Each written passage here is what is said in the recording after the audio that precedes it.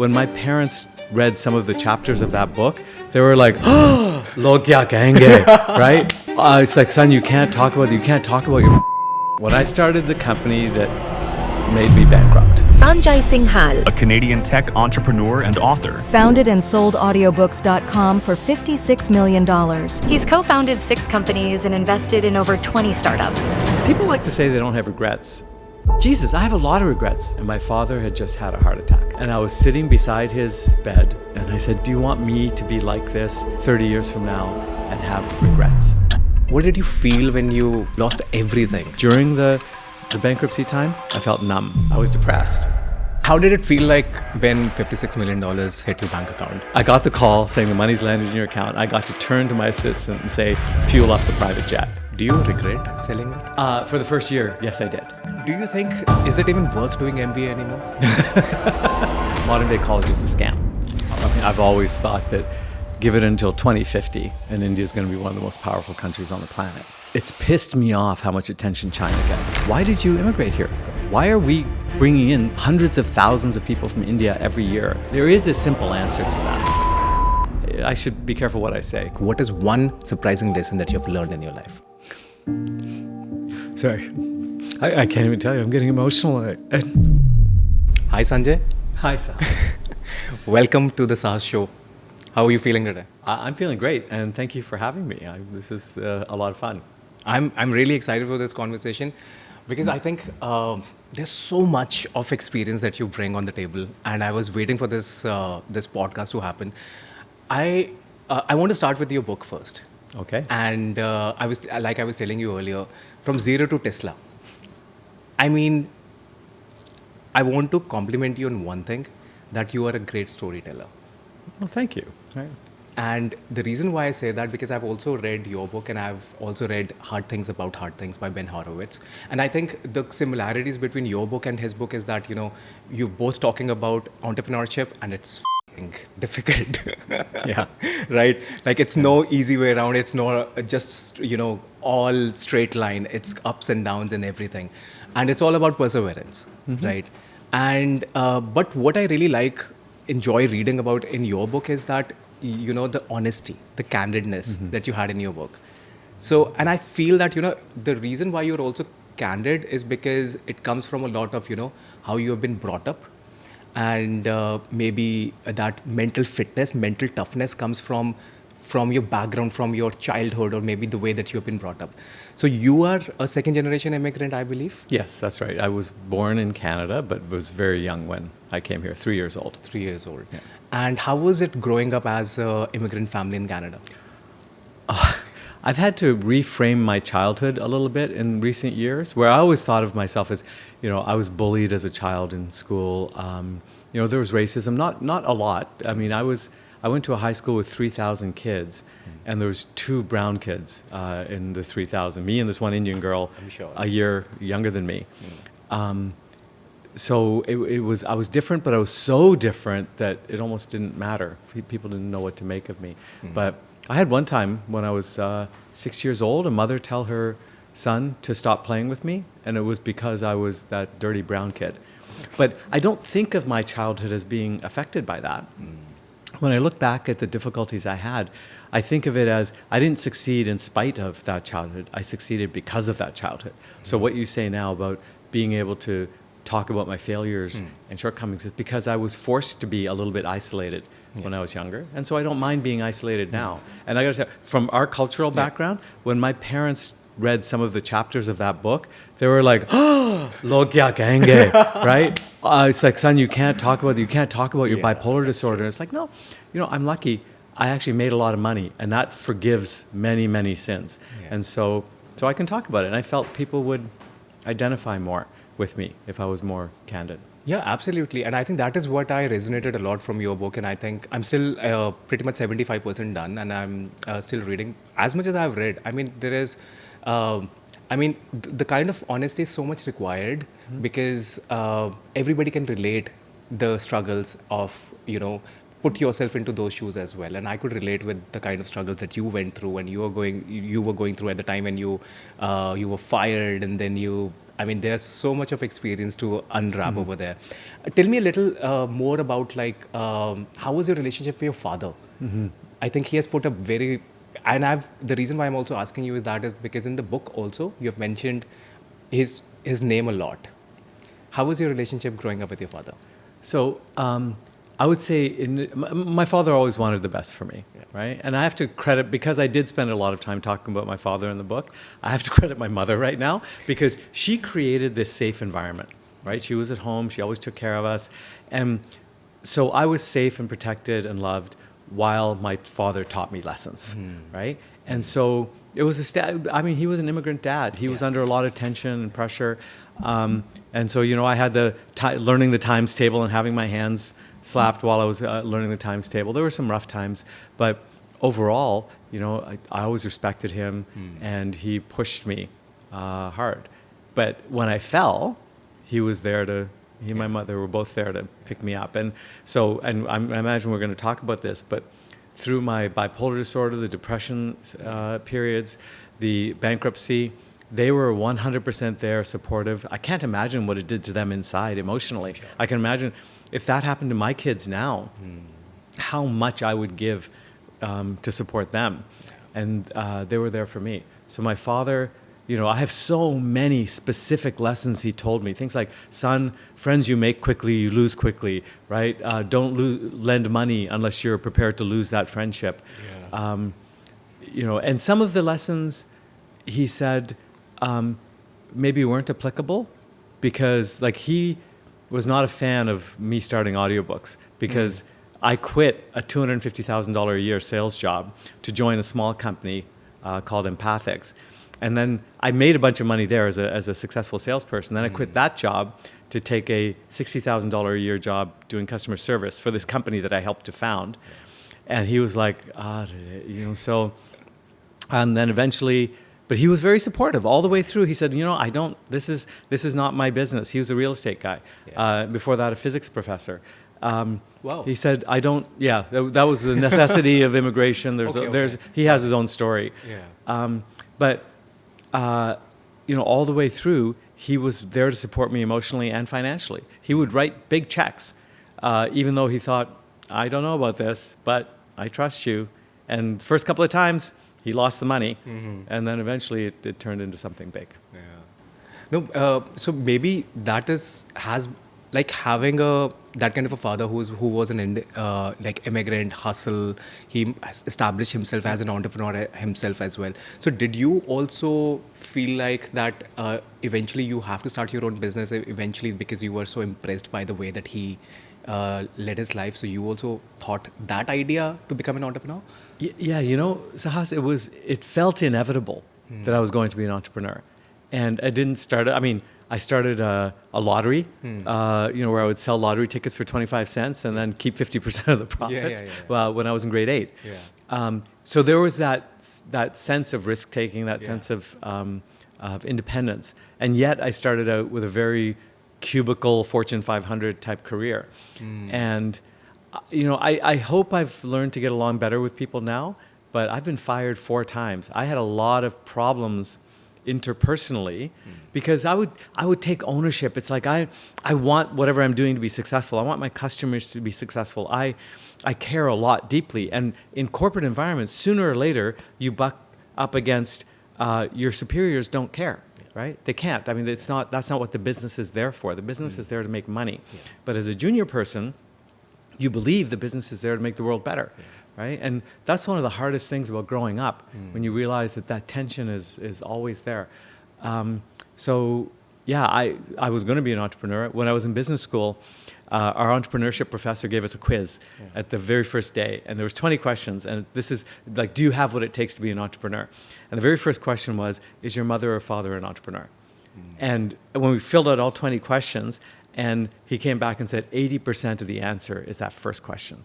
Is one of your parents or a close family member, an uncle, an aunt, somebody has to be an entrepreneur? It's possible to be an entrepreneur without that, but it's much harder because your family won't support you. They won't support the risk taking. And if they are an entrepreneur, then it's like, yeah, son, go out, go create something. We believe in you. Yeah, and I could so resonate with that too because my father is also an entrepreneur, and I've grown Oh, up that seeing. makes sense. I've Yeah. grown up seen him, working for himself and doing all those things, and maybe for those reasons, I've never worked in a job myself. Like my story is like I've never had a corporate career or anything.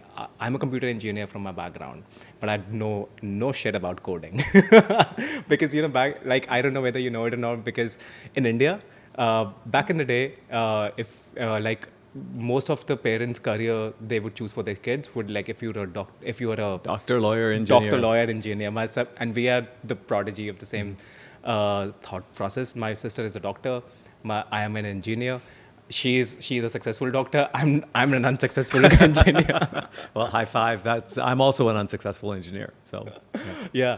So I think because I was so trained, I think inside that I wanted to become start my own business, and slowly and gradually I started that, and looking at my father also, and I always say that it's such a inspiration to watch your parents, like the things that they have done for you.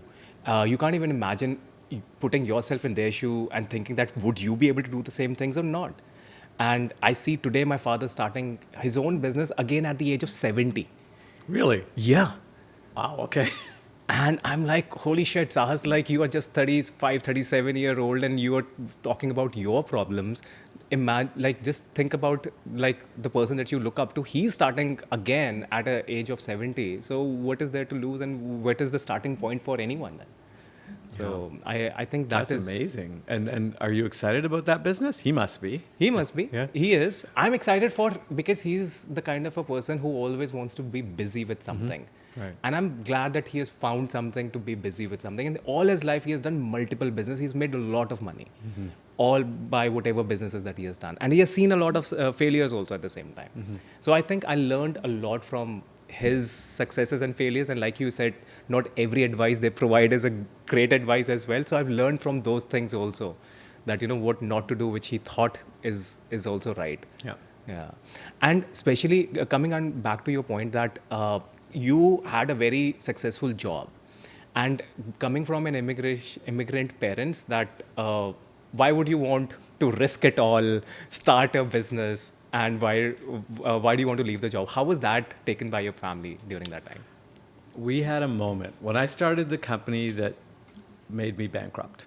Okay, very high risk, very high reward, and my father had just had a heart attack, and I was sitting beside his bed at the hospital, and I put a guilt trip on him. He said, "Son, don't do it." I had a fantastic job at Qualcomm at the time, and I said, I have this idea, and I showed him the idea of the Palm Pilot and the email device, and he said, "Son, it's too risky, don't do it." And I said, "Dad, you're sitting here in the hospital, you've had a heart attack. Do you want me to be like this, 30 years from now and have regrets that I didn't try it, that I didn't try something?" And he said, "Oh my God, my son, you're going to do whatever you want to do, so go ahead, with my blessing." So it was about regrets and not having regrets, right? I think our parents want us to be happy. They want us to be successful and secure, but also to be happy and not have regrets. Yeah. Tell me about your bankrupt story. Like, what caused that? Okay, so I'm going to take two routes here. One is I'll blame my bipolar disorder, because what happened was I was sleeping 2 hours a night. So I started this company. I wasn't able to raise the funding that I needed. That's a whole story, but just not understanding venture capital and how it worked. I would do things like I would go into a presentation and I'd say, "I have this fantastic idea." I'd show them the product. I'd show it to them working. I say, "But that's not my real innovation. The real innovation is what I'm going to do for the world." And I would turn around my laptop and show a video of Star Trek, 26th century, and a Federation shuttle landing in San Francisco, and everybody cheering for Captain Kirk coming out and saying, "See, this is the future that I'm trying to build. This is who I am." And the venture capitalists would be like, "Oh my God, who is this guy? What a nut job." I only found out years later the reaction I was getting because I refused to focus on the product. I had all these ideas. I went shopping for mansions while I was still, while I was unable to raise money. Just my focus was everywhere. So that was a function of being manic at the time. And then when I wasn't able to achieve the success that I wanted, as things came crumbling down around me, then I got depressed, and I didn't want to get out of bed. I didn't want to fix things, and I did a horrible mistake. Like we had a functioning product, which was a mobile device, years before BlackBerry, a mobile device that could send and receive email. We had customers. We had a great partnership with AT&T. US Robotics, the maker of the Palm Pilot, was a supporter. We had all of the elements. We failed because of me. It was my lack of focus, my inability to raise money, my inability to control my expenditures. I was throwing lavish parties at five-star hotels to announce the product instead of just shipping the damn product. The advice I could have given myself, if I could go back now, it would have been like just to shake me and say, just focus on the actual problem that you're trying to solve, not all this other stuff. All of that will come, right? Don't be in a hurry. So eventually I ran out of money. How much money was that? $500,000, most of which was on assorted credit cards. 100,000 of it was my dad's. So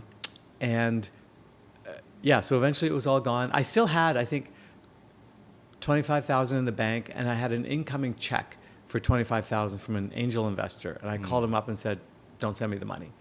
It's done. It's over. I can't do this anymore. I remember one morning waking up, sleeping in a sleeping bag in my office because I was going through a divorce at the same time, so I wasn't living at home. And I woke up, and it was 1 o'clock in the afternoon, and it was the first time I had slept past 3 a.m. in months. And I was like, oh, yeah, it's over. It's over. Then it was just, I ran away, I hid, I lived with my parents again, didn't call all the people I owed money to. I just called a bankruptcy trustee and said, just answer these calls, keep the collections people, keep the credit cards off my back. It was a very, people like to say they don't have regrets. Jesus, I have a lot of regrets, Sahas. I regret that I ran away and hid instead of facing up to the problems. The first time I had a company that failed, coming out of business school, it was a home video delivery company. I called every one of my investors and said, I am so sorry I lost your money.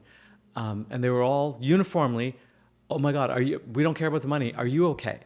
And yet I didn't learn from that. If I had just done that the second time, everybody would have been fine with it. But because I ran away and hid, and again, I can blame the depression, bipolar disorder, but I ran away and hid, and I knew better. So if I can give a message to anybody who's watching this or listening, it's, your investors invested in you personally. They care about you personally. When you lose their money, you call them up, man up, woman up, and say, I'm so sorry. I messed up. I lost your money. And they will uniformly forgive you and care more about you. Yeah. That's really powerful, man. I mean, these kind of, I think it's the difficult part is to, coming out strong from the lowest that you could imagine. What did you feel when you lost everything? How did you feel like during that time? How was it? Well, I mean, I was depressed. Yeah. So I didn't care. I was fortunate in a sense, I suppose, that I was so lazy, I didn't even think about suicide. People ask me, like, did you want to kill yourself? Like, it's like, no, I just wanted to be in my bed and read Ken Follett novels and eat the paranthas that my mom kept sending up to my room. Aloo ka parantha. Aloo ka parantha, absolutely. And so my life was fine. And my parents protected me. They put a bubble around me, and I didn't have to deal with anything for a few months. And then gradually just things started to get better and better. And I started playing golf, so I got outside. I started interviewing for jobs. And eventually I was lucky, my pedigree. I'd gone to Cornell University for my MBA. I presented well in interviews. I was able to get a really good sales job with a company called Scientific Atlanta that eventually became acquired by Cisco. So I like to say to people I work for Cisco. Okay. But yeah, it was, I felt numb. That's the best word to put it. During the bankruptcy time, I felt numb. But Sahas, there's a story here. When I got out of it, when I moved back to Toronto, I was in bankruptcy. Half my salary went to the bankruptcy trustee, no matter how much I was making. And I had this sales job, and I couldn't lease a car, I couldn't get a credit card, and none of this stuff. But I was having the time of my life. I remember I couldn't afford, or I thought I couldn't afford the extra $1 a month it would take to get a touch-tone telephone instead of a rotary dial telephone. and I was living in a student dorm at the University of Toronto. But it was so exciting. I was budgeting. Every day got a little bit better. And my job and people were trusting me, and I was wearing suits, and I just felt like I was on this path. And I was right at the bottom, but I was on this path back up. That was tremendously liberating. I've taken larger risks since then, because I know that the worst thing that happens is I land in the puddle, I get protected, I'm surrounded by people who love me, and then that path back up is exhilarating. Yeah. Wow. I mean, I've never thought about it in that context that, when you hit your bottom, there's nowhere else to go. Yeah. Right? All you could do is just keep going up and up and up. And that actually helped you to just like, I've lost everything once. What else could I lose now? Exactly. Right. So then it's, and it was fun. The fall is not fun, but the rise is a lot of fun. And, yeah. And I think that is also somewhere, like, I think we also train our mind in believing and thinking that way that, all these failures are also adventures of your life. Yeah. Like if today you and we are talking about is also because of that failure and that bankruptcy that happened, but that helped you to rise up in your life, in your career, and that also helped you to scale a business and so sell it for $56 million. How did you come about audiobooks from that failure? So I had just gotten fired again, right, from a company. How many times did you get fired, though? 4 times. I've been fired 4 times. So, and this was the 3rd time, and I was working for a company called Empathics, and I was their head of sales, a small telecom company that make voicemail systems, and I was successful in the job, and I had a little bit of cash, a few $100,000 that I made as a result of having a small piece of profit sharing in that company. And so I was starting to go to networking events, and the firing was, my boss there would argue that I wasn't fired, that we mutually decided to part ways over a difference in opinion of which way the company should go. Anyway, so I was kind of working part-time and kind of looking at networking opportunities, and I went to this Indian networking event put on by an organization called SAPNA, South Asian Professionals Networking Association. I've heard about that. Yeah, so I don't think it exists now, but it was great back then. This is around 2000. Okay. And I went to this conference, and I was falling asleep in the back seat, wondering why I hadn't been asked to speak at the conference and why I was attending. Anyway, my eyes closed. I heard a voice of somebody saying, I went to Cornell University, and I'm a figure skater, and I want to talk to you about entrepreneurship. I opened my eyes because I went to Cornell, and it was a white guy at a brown conference talking about what he had done in business. And afterwards, I went up and talked to him, and I said, "Oh, look, it sounds like you want to start a business. I have a little bit of money. Do you have any ideas?" And his first idea... This was in which year? This was 2002. 2002, okay. And so... and I just finished, also during this time, I tried to become a professional poker player. I tried to get into film production. I was experimenting with things of what I want to do next. And so this guy gave me an idea for a video game device that would let kids exercise while they used it. So basically, he predicted the Nintendo Wii. Okay. And I said, that's a dumb idea because some big company, Sony or Nintendo or somebody's going to do something like this. You're never going to be able to get into it. Do you have any other ideas? And so he said, well, I have this idea of making CD audiobooks available to people via mail order, and we charge them a monthly subscription, and we mail them CDs. I said, that's a horrible idea. Nobody's going to go for that. And he sends me this press release from a company called Netflix that nobody had heard of. Okay, and he said, these guys just got 400,000 subscribers, mailing out DVDs for $19.99 a month. And I looked at the press release and go, okay, I guess it's not as dumb an idea as I thought. Sure, right? We investigated, did some research. I got excited. So his name was Sean Neville. So Sean was the actual creator of the idea. Okay. I put in most of the money. I was the largest shareholder. And initially, I didn't work there. I was just chairman, and right. They went for a year. Eventually, I was like all of these other things I was trying to do with myself didn't work out. And then, and that's when I said, would you mind if I actually joined the company? And there was a little bit of dissension there was one other founder. But they agreed to hire me on as the head of customer service. And there was nobody else in customer service. I was the head of customer. I was answering the phones. I was doing it. That was it. That was the start of Simply Audiobooks. Simply Audiobooks. It was called Simply Audiobooks at the time. SimplyAudiobooks.com. It was a horrible name. But we argued, there must have been 50 names we came up with. That was the best. So not very creative. Then what happened? Like, how were you able to scale that company later on? So there's a bunch of stories there. Like every entrepreneur is going to tell you about all the walls they hit. Yeah. And, the first wall we hit was we launched the website in summer of 2003. And 30 days, 60 days later, we'd gotten maybe like 20 customers. We told all of our friends. We thought word of mouth. We thought, Sahas, we were this naive. We thought we had made such a great product that people would just tell everybody. Word of mouth would spread like wildfire, and didn't work. We were getting one customer every second day. And just then, Google AdWords had come out, and we decided to do a test of whether we could get customers. So we ran it in Canada, didn't really work. Said, why don't we try running it in the US? And so, but we don't have a facility in the US. We can't serve US customers. And I said, I don't care. Let's just go ahead and do it. Our head of operations said, I'm going to quit if you do this because you're lying to customers. I said, that is sales. And so we ran the US ads, got 10 customers the first day. And it was like, oh my God, this is actually working. So now let's apologize to those 10 people. Let's go open up a US warehouse and start shipping out of Buffalo. And that was it. That was the turning point. That's what made us go from, imminent failure to slowly growing success.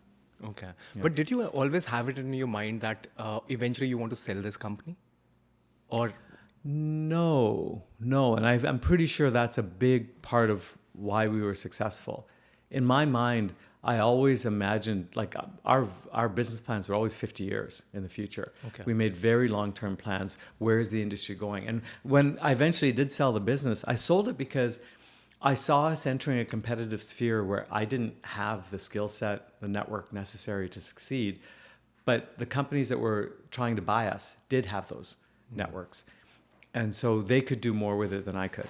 And that was the reason I eventually sold. But I always had this idea of having some kind of, empire. I imagined having a sprawling, this is a very specific mental picture I had, of some kind of a sprawling industrial complex in a valley. And I would have a house up on the hillside. And I'd be sitting in a rocking chair when I was older. And I'd be looking at this empire and thinking, not that I built this, but that I was part of it. And I get emotional now even talking about it. That to be part of something that's that grand, that was a great vision. Wow. And so I always thought of it as an ensemble effort of the team that we put together. Yeah. Wow. How do you feel now? I did it. I mean, the team I put together, Sean and I had a strategic misunderstanding, disagreement, resulted in my 4th firing from the company that I helped to found. I eventually bought the company back from him. But the executive team that I put in place in 2003, 2004, they're still the executive team there. 20 years later. Like, how often do people stay with a startup for 20 years? But it's because we created such a team environment. Not a family. It's like just a bunch of people who like each other and like to work together. It was something special. I'm very happy I got to be part of that. Do you regret selling it? So for the first year, yes, I did. Regretted it because, it's great to have again, it was a very tiny empire. There was 50 people, one office building out in Burlington. But I had people to do things. I always have these ideas. I'm always exploring things. I could say, I could go to my web guy and say, build me a website. I'd go to my advertising guy and say, try running this campaign. So I had people. And I missed not having people. I also sold because there was something else I wanted to do, which was I wanted to get into venture capital. Venture capital wasn't nearly as fun as I thought it was going to be. From the administrative side, right? I was the legal guy. I was the accounting guy. I was the guy raising money. I didn't like being responsible for other people's money. So there was some of that. But mostly, the company was profitable. I was making a few million a year running what had become by that point audiobooks.com. And which year did you sell it? 2016. 2016. It closed on New Year's Eve, 2016. Okay, wow. And so, so the following year, it's like now I was sitting on a giant pile of cash, but I don't know, I didn't need a giant pile of cash. But how did it feel like when $56 million hit your bank account? Okay, that was a moment. Okay, I was sitting in my venture capital office when the deal closed, and my assistant, Miriam at the time, was sitting beside me. And I got the call from my CFO saying, the money's landed in your account. Okay, and the money, I think it was 30 million at the time, because the part of the deal, and this is relevant later, okay, about me being happy or unhappy whether I sold. So I took a large portion of the sale in shares of the acquiring company, okay? Because I trusted that they knew what they were doing, okay? But I got the call saying the money's landed in your account. I got to turn to my assistant and say, fuel up the private jet. Because we had already made the provisional plans to go to Miami with a bunch of friends of mine on a private jet, first time in a private jet, and partied up for 4 days. Oh my God, that felt so good. And it was a fantastic trip. But just being able to say those words, it's like the money's in my account. Fuel up the private jet. You always wanted to say that. I always wanted to say that, yeah. And how else did you spend the money? Did you buy cars or something of that sort too? I mean, over time, I've spent the money in a variety of ways. Most of it, like I have a condo in South Beach in Miami. I had a McLaren 720S for a couple of years. Discovered that I wasn't as into cars as I thought I was. I invested a lot in other venture capital funds. I did a lot of angel investing. So probably $10 million into small private companies, some of which paid off extremely well, and most of which didn't. But I learned through the process. I mentioned earlier that I had taken shares of the acquiring company as a significant portion of my sale. And what was the name of that company? Called, the company was a private equity fund called Shamrock Capital. But they bought it for another company in their portfolio called Recorded Books. So Recorded Books was a publisher of audiobooks, content.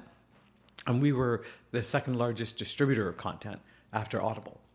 Yeah. And they wanted to have a distribution arm so they could go to Audible and play hardball in negotiations, saying, if you don't give us a good contract, we'll distribute our content ourselves. But Shamrock, the private equity fund, had a really good track record of acquiring companies and selling them for much more.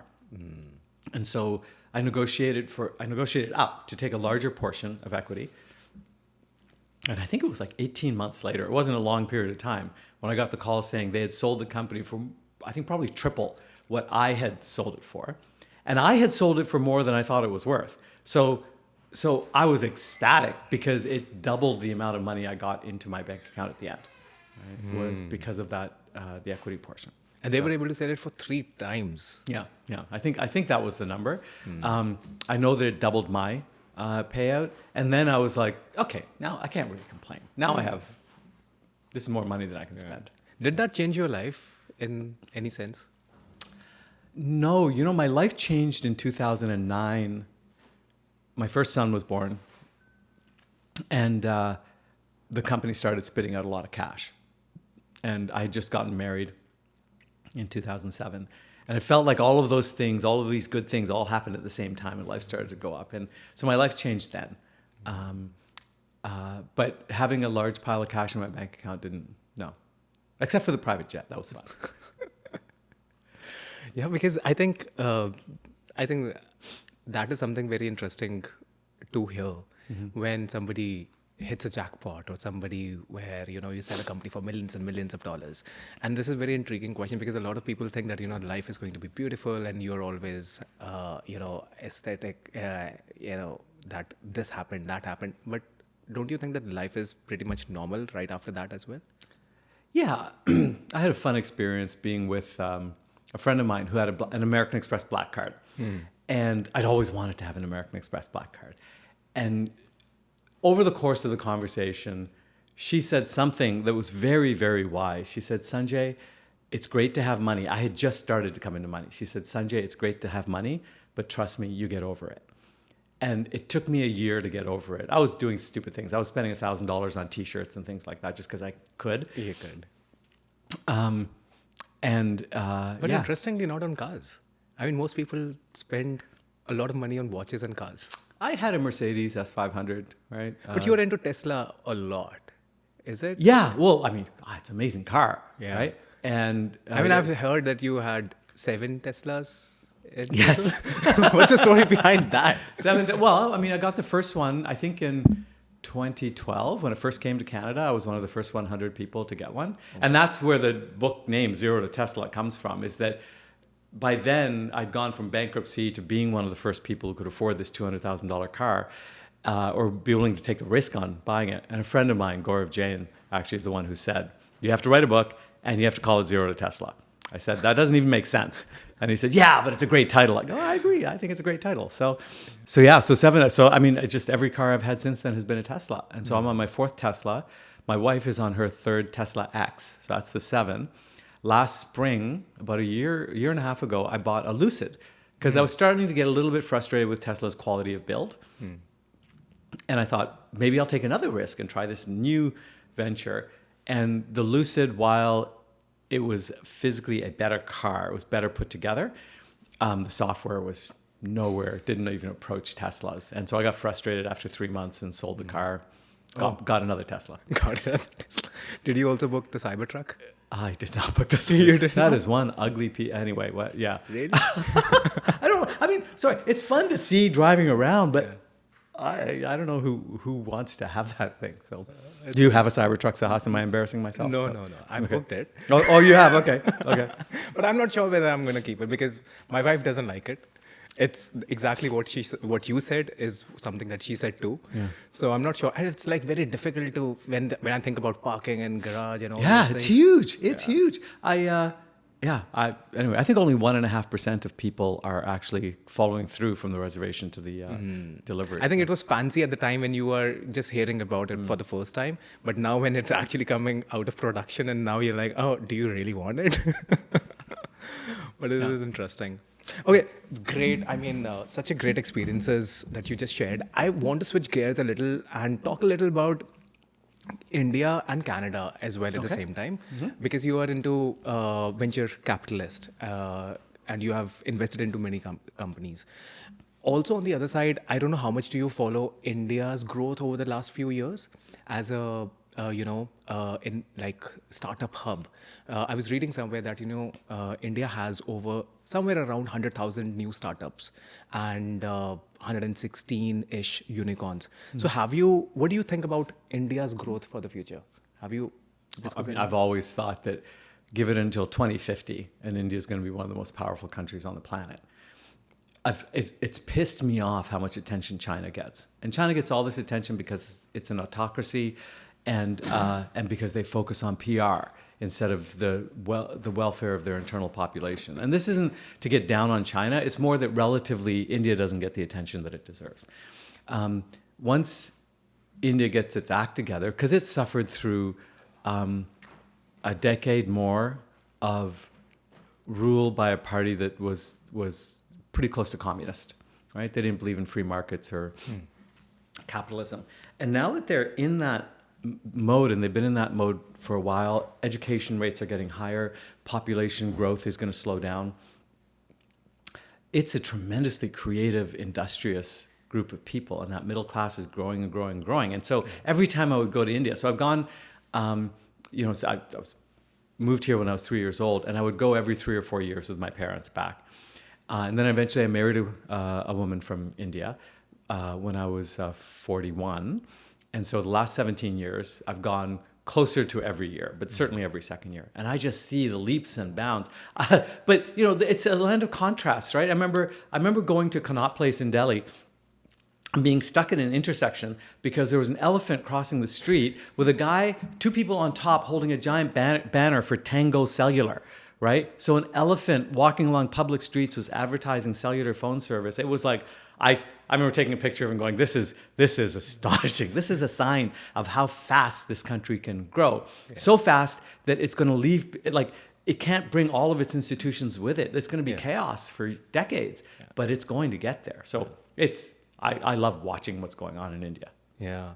I mean, even since it's been around 5 years since I moved, and I've seen, last year I went to India back after, literally I'd never visited in between since I moved here. last year it has changed so much, and the kind of growth and the kind of positive feedback that I've been getting from the people that I've met over there, I think they're very excited for India's future itself as well, and especially the youth.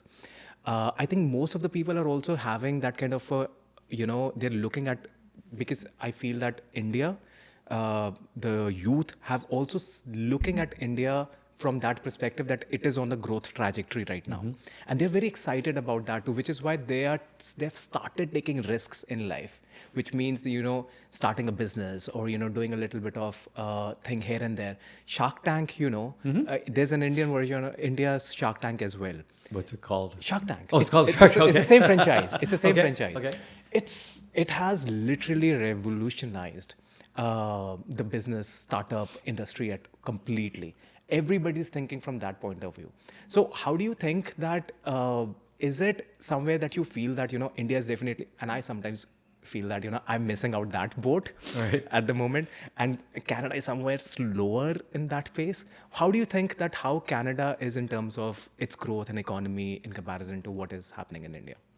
Okay, so what Canada has, and I do think about this a fair bit, what Canada has, okay, here's what I've been wondering, Sahas. I've been thinking, and it's like, why did you immigrate here 5 years ago? Why are we bringing in hundreds of thousands of people from India every year? Why are these people leaving India? And there is a simple answer to that, right? It's not that there's more opportunity here. That's not it. What we have is stability. We have a culture that's slowly shifting, but stable government, stable economics, inflation in the recent past hasn't been great, but it's historically been low. It's a safe environment in which to raise a family, and there's not some of the civil strife that exists in India or in lots of other countries, including America. So Canada's a nice, safe place, right? And so it makes sense that people want to move here. But the shifting population, culture, technology, everything in India, there's greater opportunities in India, I believe. There's no question. I can't take advantage of that because I'm not there. You need to be on the ground, understand what's available, what's not available. I mean, one of my most successful investments ever was an Indian company, which I'm pretty sure is a unicorn now, a company called Razorpay. Yeah. I ran into them at Y Combinator in San Francisco, and it was the last company I saw that day. And all they said is they were going to solve credit card processing in India. And I know very little about Indian technology, but I know credit card processing is a huge problem. And so this was back in 2015, 2016. And I put in $25,000, made almost $1 million as a result. And that was while they were still on the way up. I just got nervous and sold early. I think I would have done much better if I'd hung on. Interesting. Yeah. Yeah, and this is something that I've also found, that how do you feel about Canada's financial system? Okay, so it's a nice, clean, easy to understand financial system. Everything works properly all the way across the country. But oh my God, what an oligopoly. I cannot believe the Canadian government. I don't know how much the banks must be paying both parties. This is not liberal versus conservative. But the Canadian government basically allows banks to tax Canadian citizens through these obscene fees and high interest rates and lack of competition. I should be careful what I say because I have to deal with these banks myself. But yeah.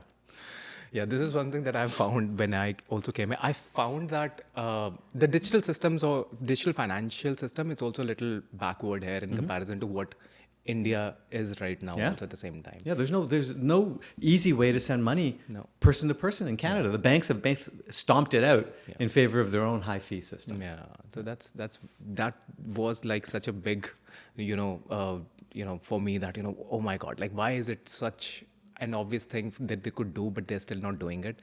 And that has always, pissed me off about this. Because we are in a habit of because I've been in India all my life, even if you're going to a street hawker, you are just paying by tap of your phone, and it is so instantaneous. And here, the only way is that, you do the e-transfer and you wait for half an hour for it to hit your bank account. Yeah. And fees. Right? Let's do it, Sahas. Let's create Venmo for Canada. Yeah. Right? So this question has been asked by somebody from my followers, and his name is Sagar D007. And he has asked that Sanjay has made big in tech and has money. Why he starts making content even after having make so much money?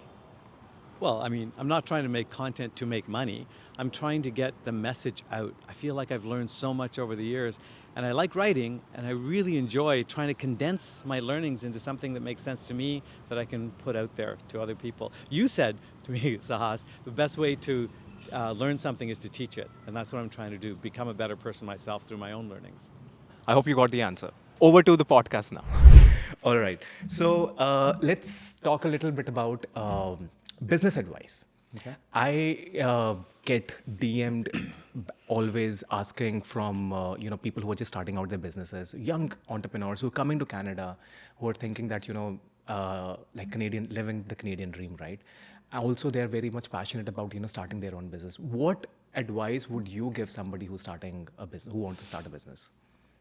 Okay, so I've accumulated a lot of little bits and pieces of advice over many years. So quite often somebody will say to me, what advice do you have for me?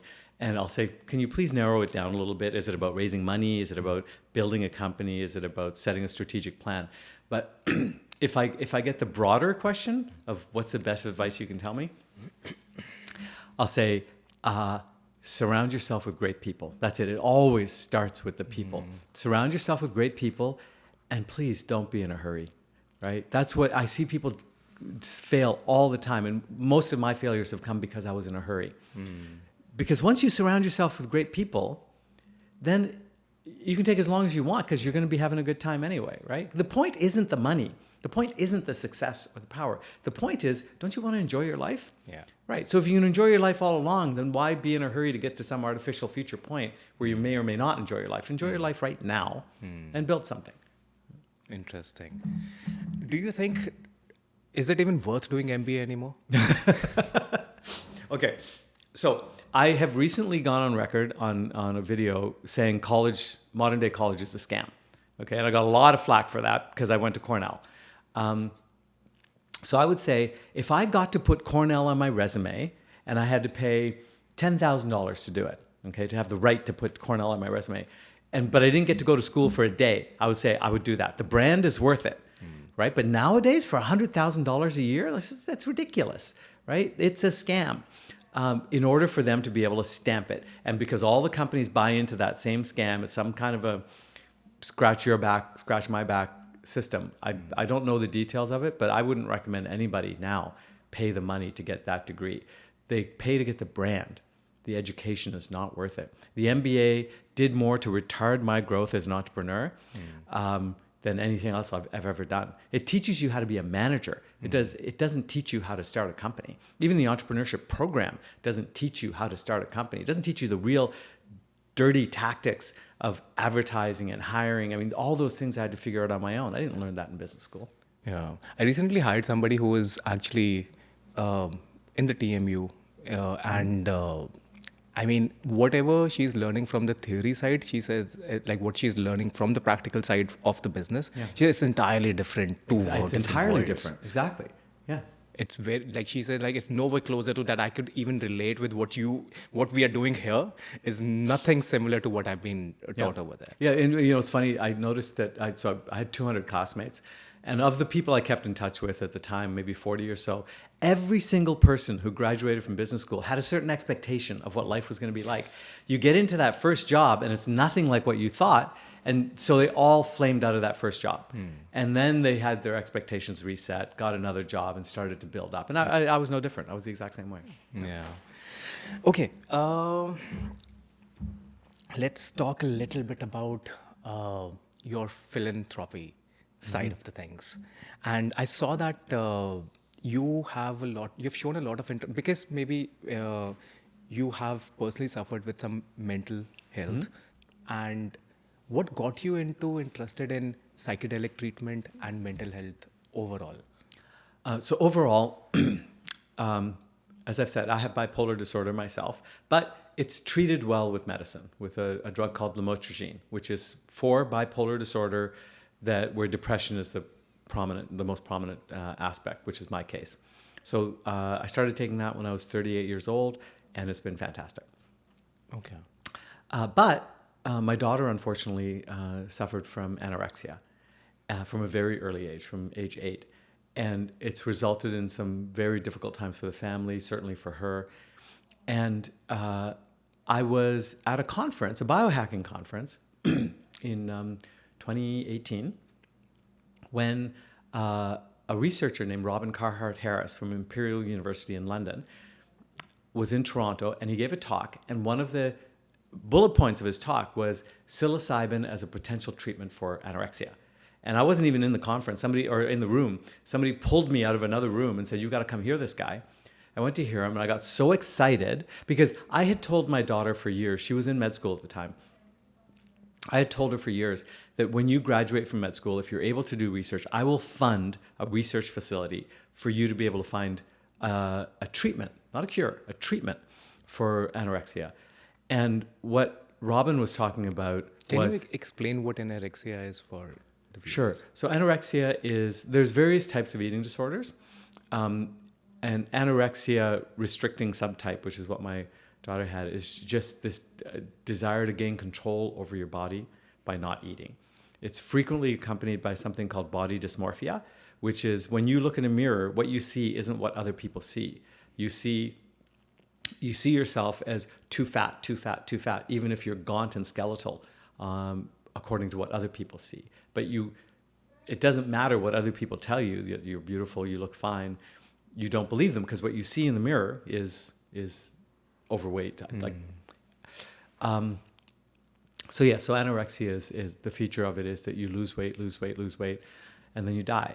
And it's got the highest mortality rate of any mental disorder. 25% of people who develop anorexia eventually die. So it's a problem that needs solving, right? And it's a problem, unfortunately, I think popular media has gotten better at this over the years, but 20 years ago it was something you made fun of. Oh, look at her, haha, she's anorexic, or she's too thin, she's anorexic. Anorexia is not being too thin.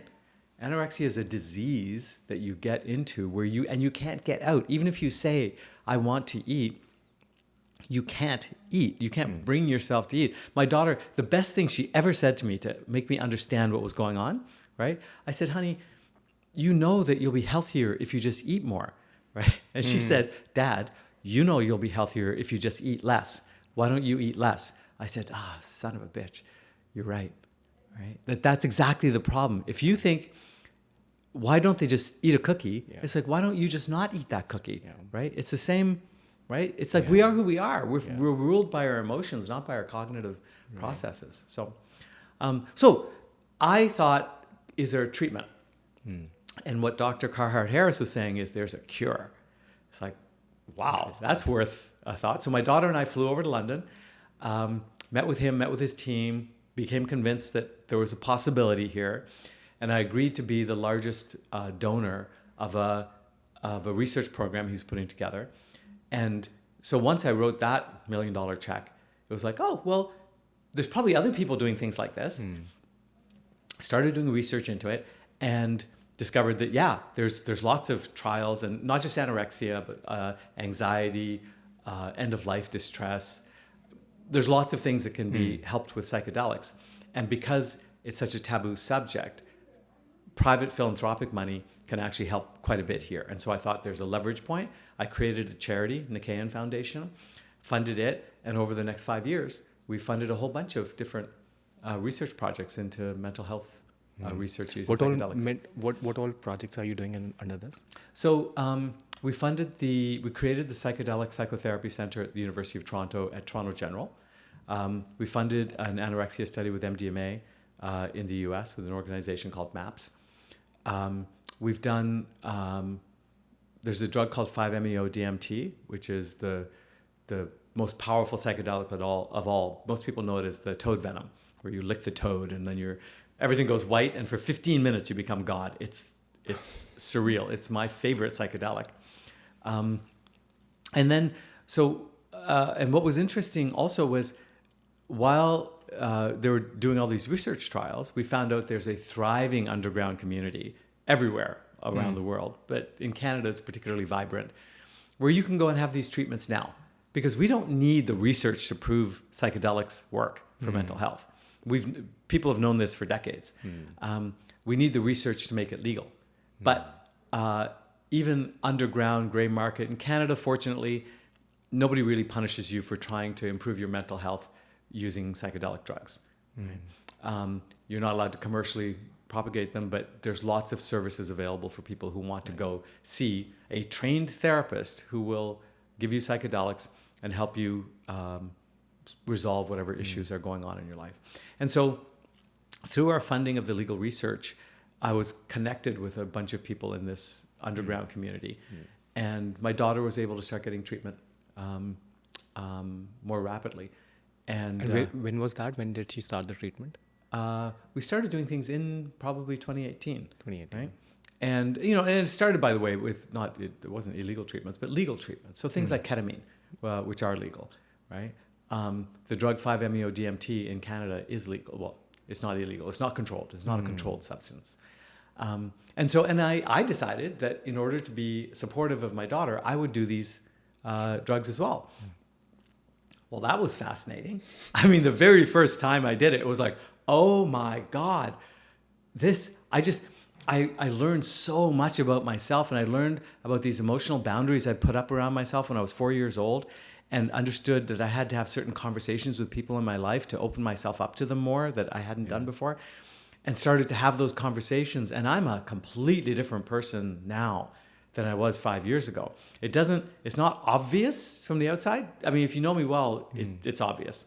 But I was more of a grasping, going for the future, less concerned about the emotional well-being of my fellow humans person. Now, oh my God, Sahas, I do yoga, I meditate, I journal. These are things that if my 5 years ago self could look at me now, it'd be like, what happened to him? What went wrong? And I look back at my five years ago self and say, oh man, you've got so much to learn, right? It's I love where this has taken me, and I hope everybody has a chance to experience that kind of transformation. That's quite a transformation, because in the book you mentioned that somebody your parents called as a yogi who came to you, right? And he was meditating and everything on your behalf. Yeah. And now you're the one who's actually doing it yourself. Now I'm That's the a one doing transformation. it. Exactly. It's how far we come.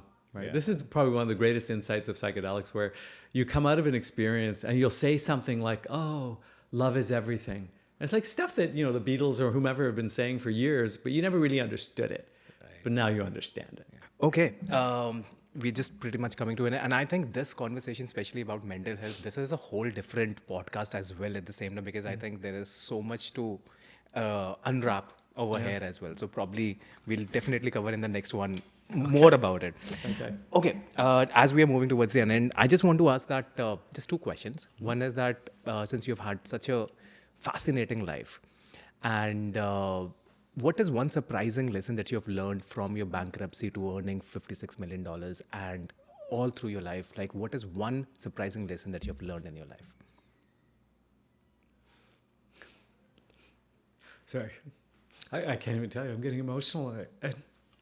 So one of the things I've learned in lots of therapy over the years is that when this kind of emotion overcomes me, there's some part of me that wants to say something, but it's not immediately obvious what it is, right?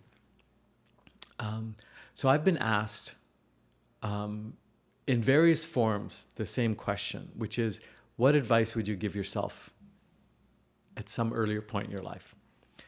And the advice I would give myself is the same advice I would put on billboards all over the world if I thought people would understand it and appreciate it. And that's that everything's going to be fine, right? I would have told my 6-year-old self, well, at any age, it's like you can get anxious about anything. You get anxious about the state of the world, about the climate, about people being mean to each other, about politics in the US, war in the Middle East. But it's all going to be fine, right? Because this isn't the main show, right? This is like a movie that we're all here to watch for a little while. And so do all the things that you think you should be doing, right? Live a good, productive life. Be kind. Be kinder than you think you have to be. But it's all going to work out. I don't even want to ask you another question. I think this is the best answer that I have. Thanks, Sahas. Yeah. Really appreciate your time and your wisdom that you shared today. Thank you. Thanks for having me. I really enjoyed this. Yeah. And I'm really proud of you as the kind of person that you have become over the period of time. Thank you. Thanks. I appreciate that. Thank you. Thank you for listening to this podcast. And if you're not subscribed yet, then click right now and subscribe, because every week I'm going to post a video or a podcast, and it is going to be about marketing, content creation, and business. And if you want to check out some other videos and interviews, then here are some of my recommendations for you.